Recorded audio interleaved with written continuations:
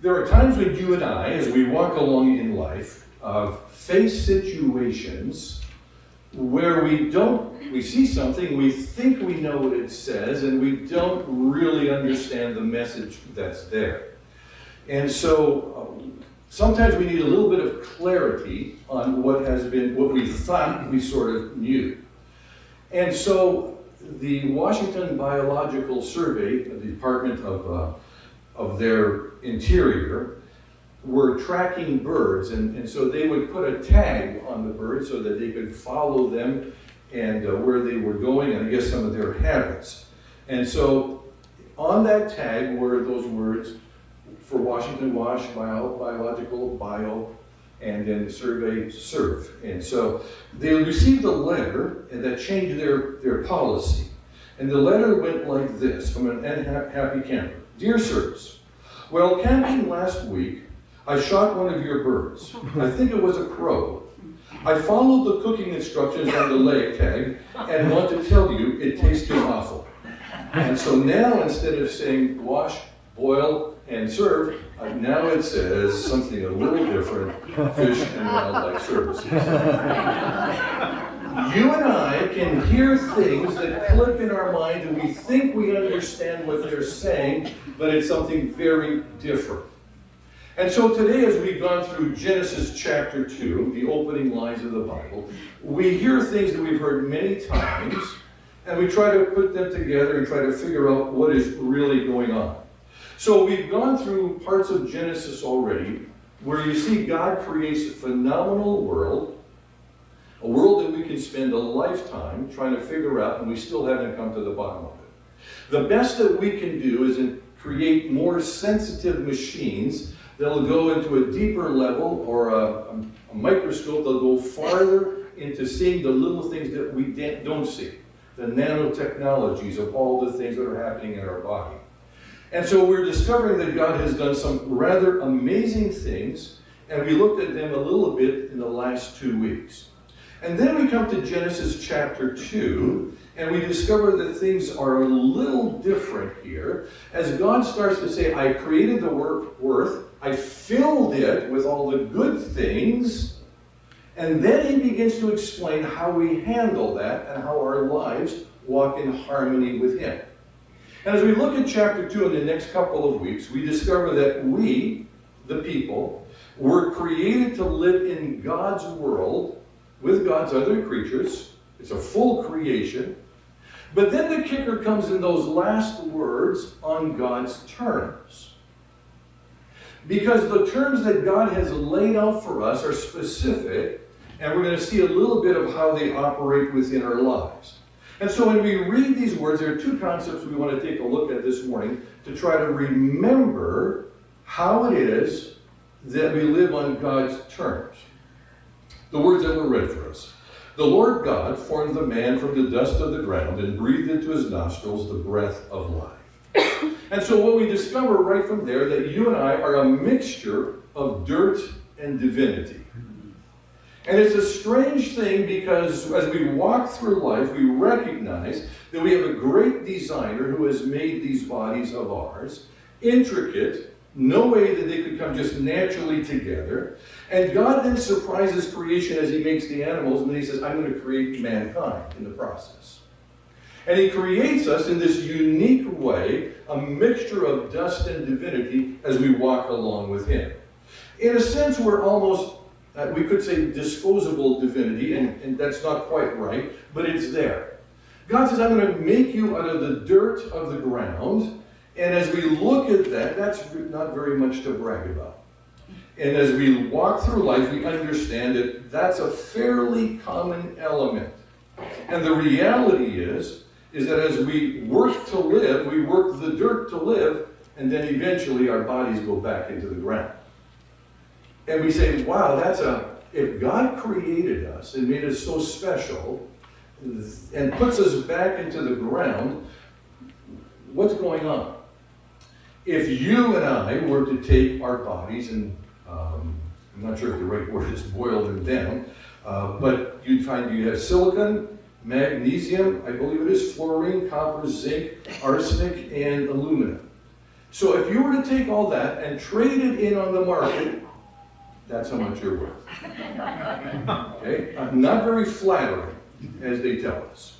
And so when you walk through life, we're not God, we're not the animal, we're someplace in between that God has created us and worked within us and made these bodies of ours. But he says, not only are you dirt, but he says there's a little bit of divinity in you, and God begins to take us and work within our lives in this way.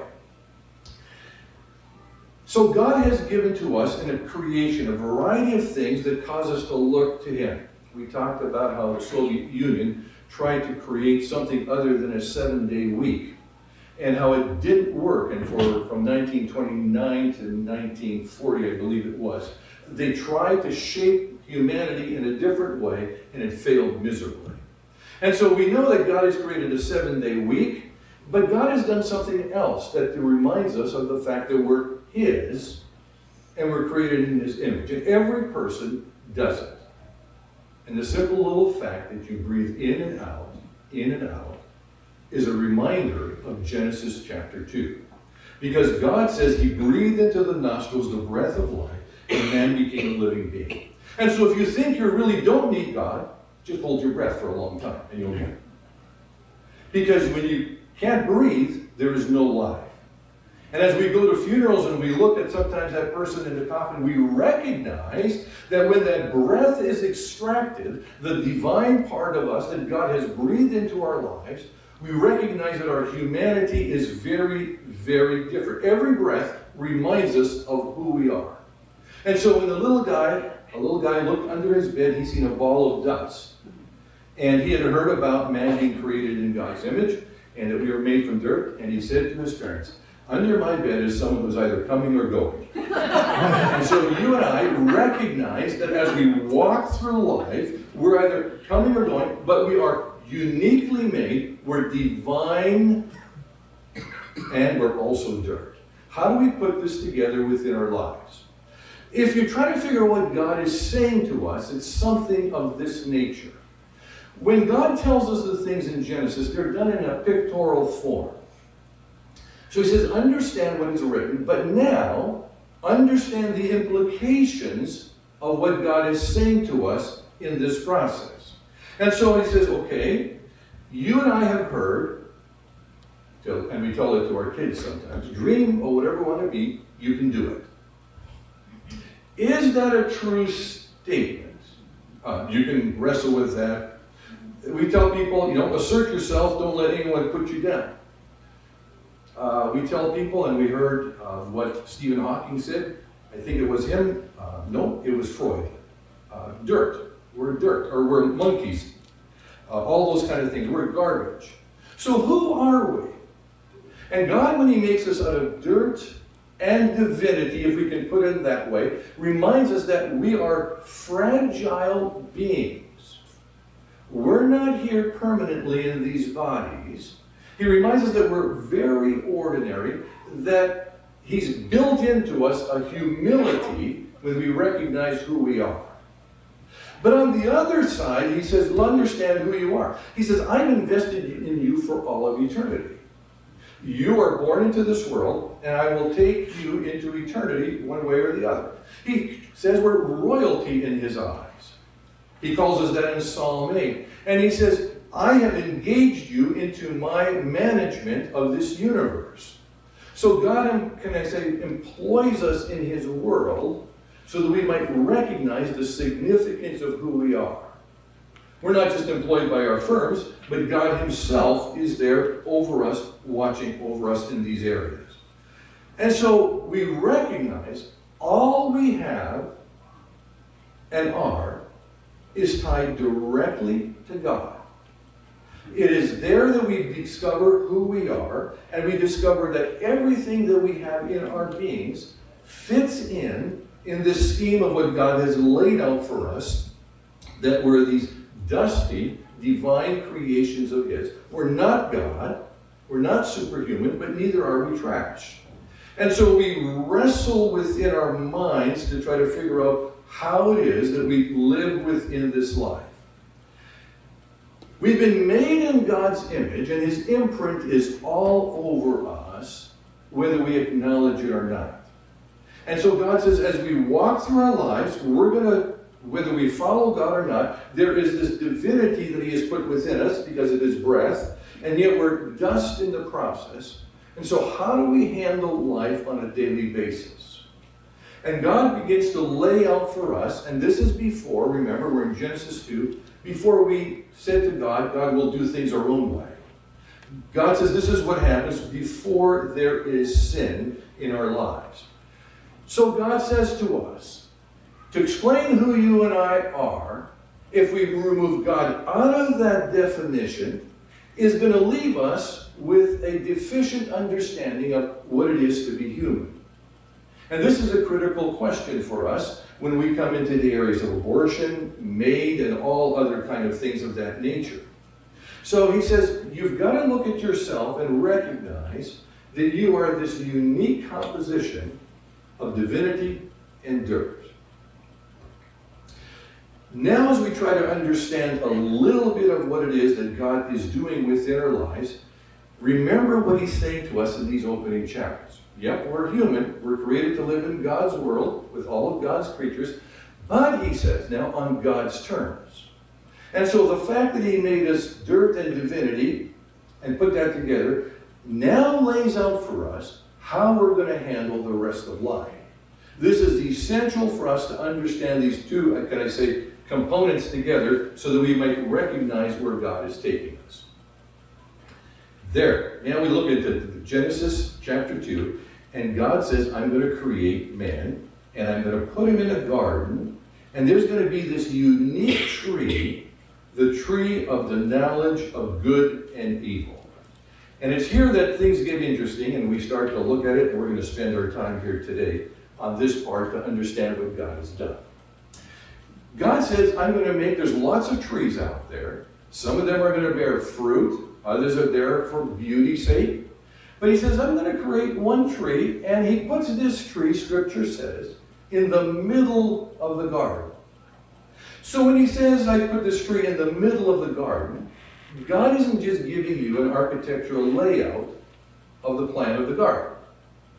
When he says it's in the middle of the garden, he says it's a central issue. It's there for you and for me to recognize that as we go through and we look at this Garden of Eden, there in the center is one particular tree. There's the tree of life, but he focuses on this one, the tree of the knowledge of good and evil. And he says, here it is, right in the center of your life, you're going to find out that how you understand this symbol, this tree, is going to determine how successful you are in your life. What are you going to do in response to it? So understand what he's written for us already. When he says that this tree is in the center of the garden, he says, Adam, you are not the center of the garden. We are created in God's image, but we are not the center of all that is going on. What he's saying to us is God is the center, and this tree symbolizes what it is to have God's authority within our hearts and within our lives. And so he puts it there in the middle of the garden for you and for me to recognize what is going on. So when we look at this tree, the tree of the knowledge of good and evil, we begin to recognize a couple of things. Again, hopefully, we're going to have a minute or two at the end of the sermon. If you have questions, we can do that. We'll spend just a few minutes if you have questions on that. So when we read this, that the Lord God says these words. Now notice the words carefully. You are free to eat from how many trees? Any tree in the garden. But you must not eat from the tree of the knowledge of good and evil, for when you eat of it, you will surely die. So when you realize what God has done, he's made this beautiful garden, and then he says, go ahead, enjoy the brilliance of this garden, the food that is there, all the varieties that are there, eat from any tree that you want. But he says, one tree, don't eat from. And so when we look at what God is saying, he's saying to us this. My vastness The vastness of my goodness is right there before your eyes. I've done everything in creation to take care of you and to give you a life of significance and importance. You are going to rule and subdue all of creation. That's your job. You're managing God's incorporation. So he says, in that process, I will give you all that you need in order to handle life. So when God says, of this one tree, don't eat, he's not squelching or being miserly to Adam and Eve. He's blessed them with everything that is out there. And God says, go ahead, eat from it all. But he says, don't eat from the tree of the knowledge of good and evil.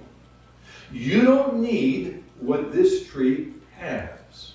And he says to them, follow and understand this is the way the universe, this earth, runs. Now, God is a little bit smarter than you and I on most occasions. We would think that there are times when we can outsmart God. So what the writer is saying to us is understand what he has done. The only way you and I will submit to God in our hearts if we understand that God has the right to make the rules of life. If we push God out of the way and make our own rules, even though God's rules sometimes don't seem to make sense initially, he says you're going to fall and you're going to have a rough time in life. And so God gives us his rules not to make life restrictive, but he says to give you the freedom to live in the fullness of the way I've designed things. And so we walk through life and we try to understand a little bit of what God is doing. Now, if you'll remember 2 weeks ago, I should ask to give you $5 if you remember. Someone asked a question from the front row here. You remember what that question was? Very good. You asked it. Why did God give us a tree if he knew that we would take from it and go against his ways? Or put it in another way, why did God create humanity if he knew we were going to sin? Is God there baiting us and saying, we're going to get you and we're going to give it to you. We'll stick it to you. So I want you to think of why would God put this tree in the middle of the garden and then say to us, don't touch it. So you and I have these options of now trying to figure out what is God doing and why is he working in this particular way. And God has these options in creating humanity. God could say, you know what, I don't want to create humanity because what if they go off the keel and do things wrong? And so I'm not going to create anybody, I'm just going to be here, God, all by myself for all of eternity. That's an option. He could say, well, you know what we can do? We can make an amoral world. And what he means by that, or what we mean by that, would be something like this. There's not right, there's not wrong, there's no right, there's no left, there's no up, there's no down, and you just sort of exist. Or God could have done option number 3. He could have made you and me a little bit more robotic. And in the day of AI, maybe this is one of the things we're looking at. And he could have predetermined and made us by instinct or by reflex, not with anything of our brains, we just sort of automatically would listen to God. Or he could have given you and me the freedom of choice to choose what we wanted to do so that we could live in this world. So you look at those 4 options, and those are options, but here becomes the important question. In which of these worlds could love flourish and exist? So when you look at these, you say, where can there be love? How is it that we can enjoy life and get along with people and appreciate them? In which kind of a world would love alone exist? And as you look at that, we discover that only in this last category is where love could actually exist.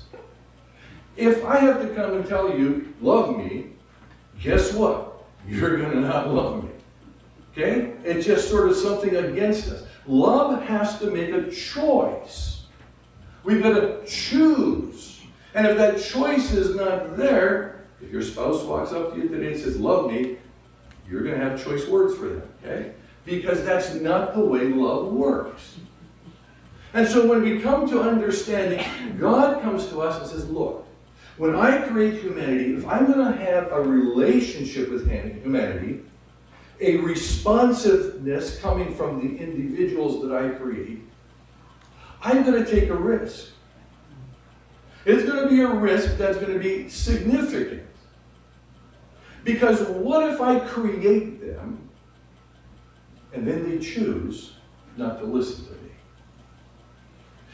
But if I make them robots, it's just like hugging a stainless steel baby doll. There's no comfort in that, no joy, no enjoyment of life. And so God says, the only way that this is going to work, if I create man, I have to give him the choice to love me or to reject me.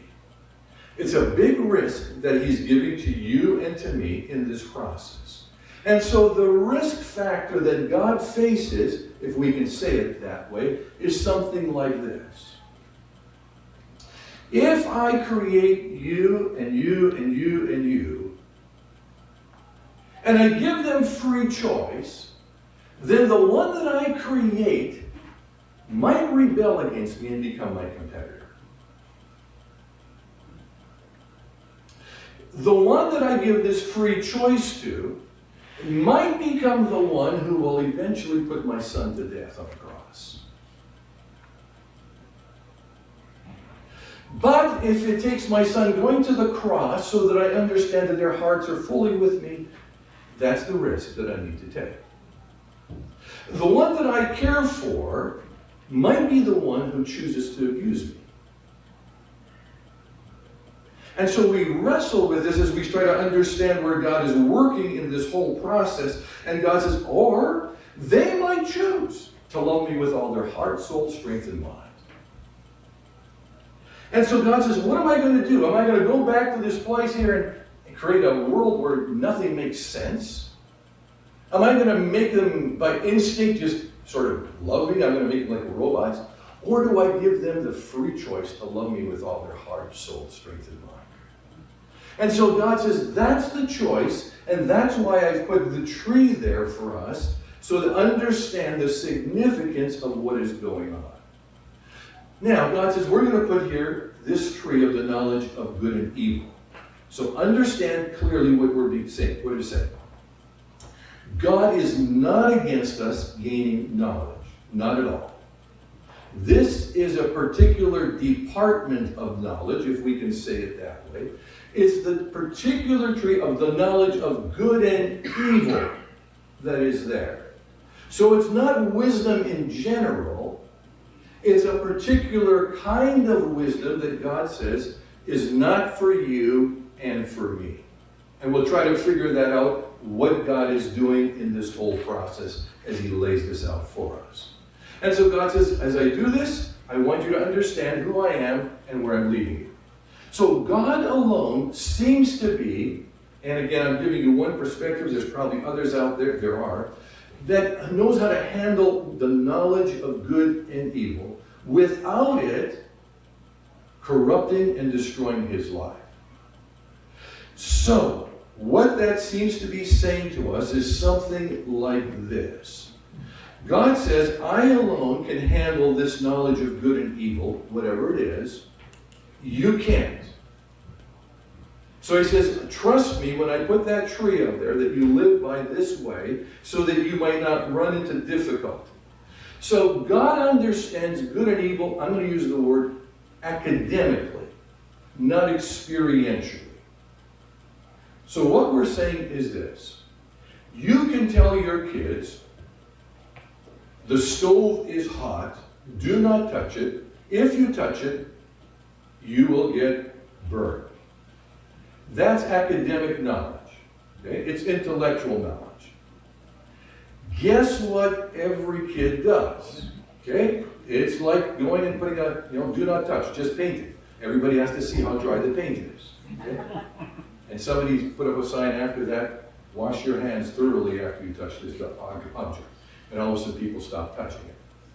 You see, what God does is he intellectually understands that if we don't follow his rules, there are consequences in the process. And he says, as we walk through, God says, when I touch good and evil, he says, I'm not touching it experientially. I understand it, and he says, it does not change because I know what it is. It doesn't change my character. It doesn't change how I respond to people. I still am God in my perfectness and in my holiness. We, though, humanity, when we don't listen to God, what we learn is not academically, it's experientially. And so it's like handling radioactive power there in a container. It affects us so that now we become different people in the process. So once I choose not to listen to God, and I argue with you and I fight with you, I discover that hatred changes my character. Something comes into me that changes who I am at the core of my being. And it's not just intellectual knowledge. Now, when you walk into the room, I go, uh-oh, who's there? And God says, what I know intellectually, humanity experiences in their real day-to-day life. And it changes us from becoming innocent people, becoming people who go, I like you, I don't like you, I like that, I don't like that, I'm going to argue with you, I'm going to fight with you, I'm going to cheer you on. And it becomes a mixture of who we are. And as we follow into the story, into Genesis chapter 3, we begin to discover a little bit of what is going on. And so that's the difference between God knowing good and evil and us knowing good and evil. And so God says, okay, here's what we're going to do. It doesn't change me, but it changes you radically. And so now what happens within our lives is we come to this kind of an attitude. When we understand what has happened to us, we say something like this: God, we don't need you to tell us what's right and wrong. We can figure that, and we'll decide that on our own. We have the freedom to choose. You gave us choice. Thank you very much. Keep your nose in your business. I'll do mine. That's what freedom of choice created for us in the process. Now, God said, when you do this, understand that there are consequences. The day that you eat from it, you will surely die. And so we recognize what God has done as He's given us free choice so that we could freely give Him the rest of our lives in obedience to what He said. But we can choose to do otherwise. And we did. And the result of that all is as we walk through life, we begin to recognize what God has done, is that the radioactivity of our disobedience has corrupted who we are as people. And we're not as loving, and we're not as patient, and we're not as kind, and we're not as giving as God always intended us to be. And so we recognize it, and someone has put it well for us in these words, a little long quotation, but follow with me. It's like saying this. This is what the tree of the knowledge of good and evil is about. Adam, you are what you are because of me, your creator. You are a glorious creature, magnificent beyond what you yourself know. I have made you to be dependent on me for life. All I ask of you is that you be you, a creature, a human being. You are free, but not you to use your freedom to try to be other than you are, a dependent creature. Do not try to be your own God. For all your magnificence, you cannot be your own God. You be you, and I'll be me. Do not try to be what I am. I tell you this for your sake. If you try to be me, if you try to be an independent being, you will ruin your world. You will die. That's what's at stake as we come to this tree of the knowledge of good and evil that God has given to us. It's where we assume that we now have the right to choose what we want to do and not live with the consequences. And God says it's an impossible barrier for you and for me to cross.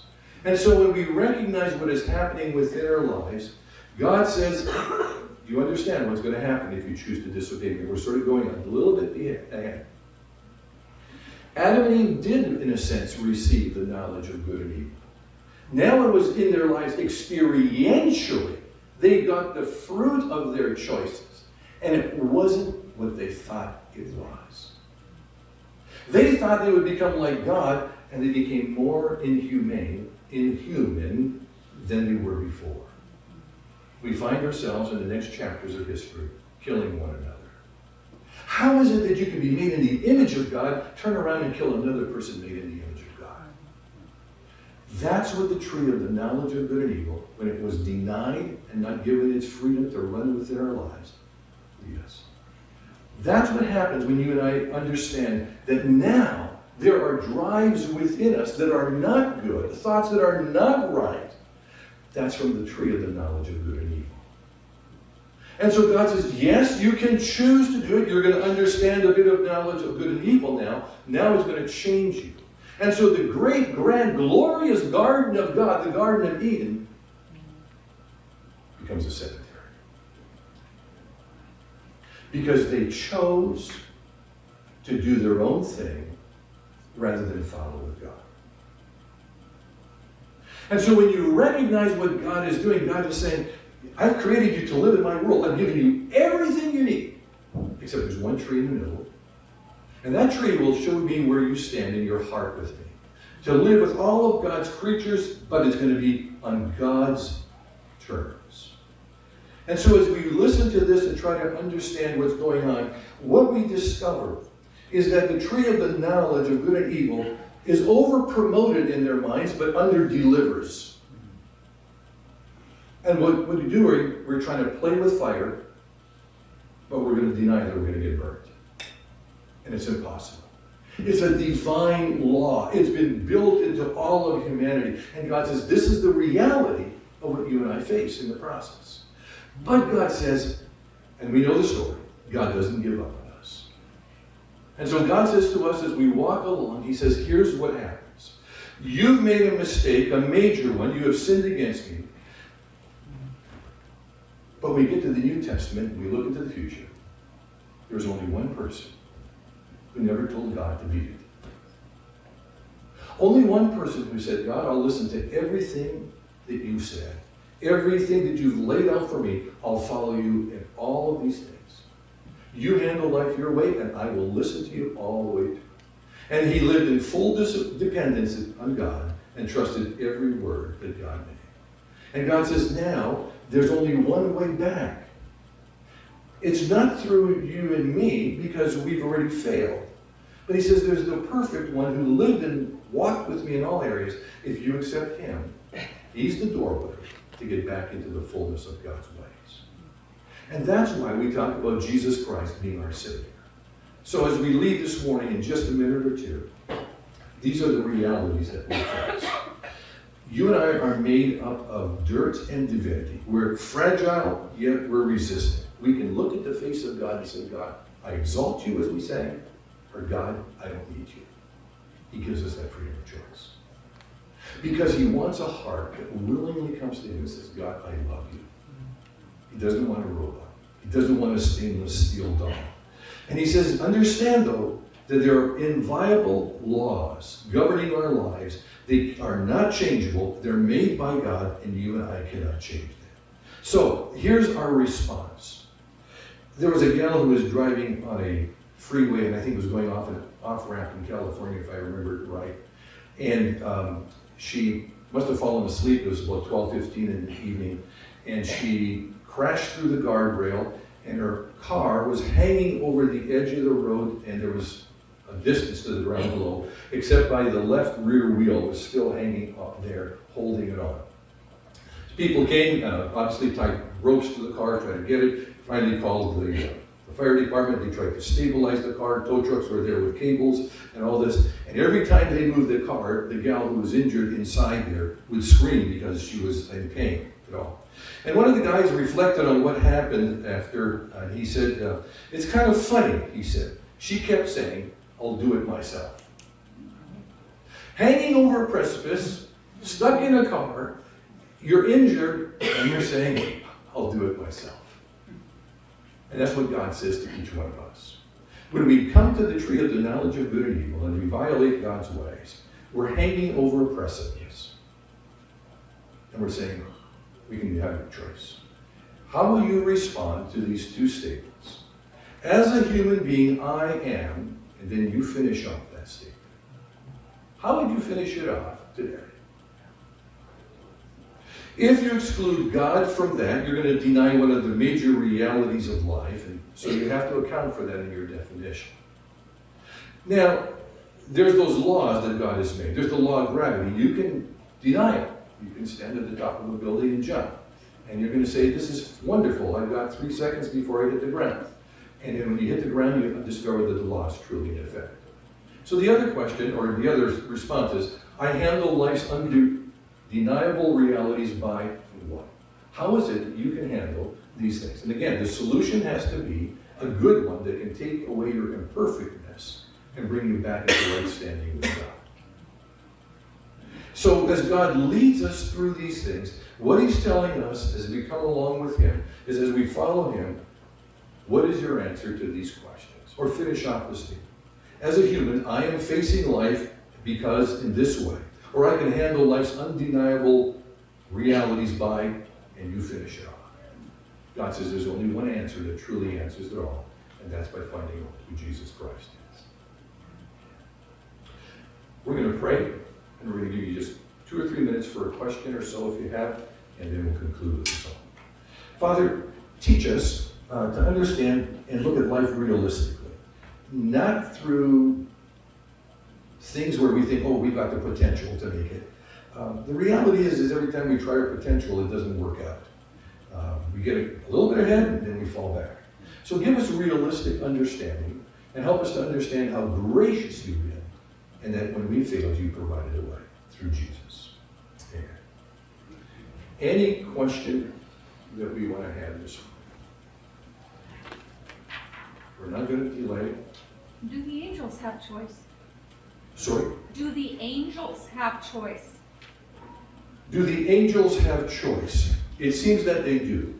Okay, from Isaiah 14 and Ezekiel 28, it seems that they do, and that was why we have demonic world, spiritual world today.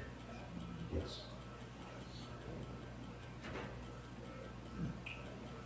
Any other questions? Does God's heart ever get broken? When Adam and Eve took of the fruit and ate it, when I take of the fruit and eat it? God's heart breaks often. And I think when you see it when Jesus stands or is with his disciples and he looks at the city of Jerusalem, is it from the Mount of Olives, and he looks back at the city of Jerusalem and he weeps over the city because he's offering us every tree to eat from. And we leave them all, we go against the one that's there. And so the heart of God does break for us. That's why it broke so much that he said, look, there's only one great thing that I can do yet. I'll give you my son.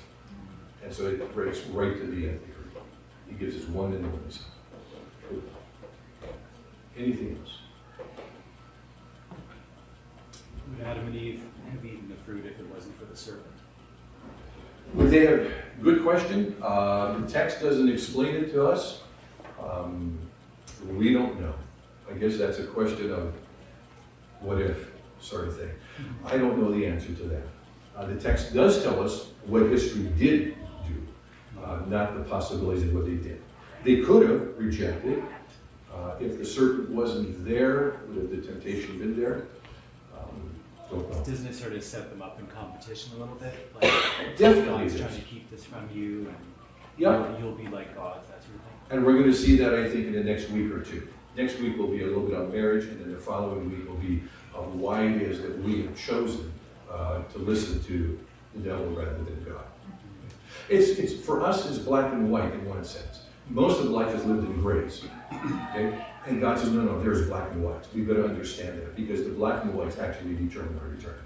And so we have to recognize that what we talk in generalities, we live in specifics. So we'll talk general principles, but God says, hey, you're living with people every day. And that's where we get tested on the specifics of life. And that's where the principles or the laws come out. When God gives us free will, Yep. when it comes to like when we do something bad or good, we feel it in ourselves, right? Is that a part of something that he imprinted in us when he gave us free will? Correct. I think you'll find, if I can, I'm extending myself here. I think every society, if you talk to the anthropologists, understands shame. Okay? And so that is an inbuilt thing that has happened as a result of us rejecting God. God, even though we've rejected him, is trying to pull us back. And so shame is given to us to help us look in the mirror and understand that we're not who God created us to be. And therefore, shame is there to, can I use the word, prod us to look in a different place. And here's the clincher though.